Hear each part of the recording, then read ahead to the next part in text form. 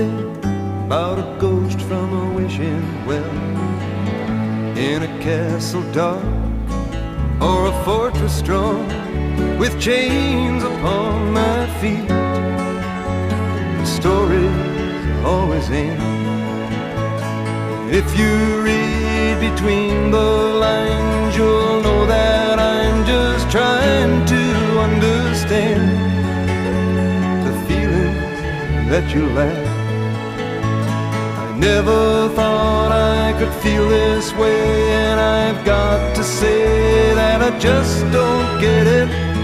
I don't know where we went wrong, but the feeling's gone and I just can't get it back.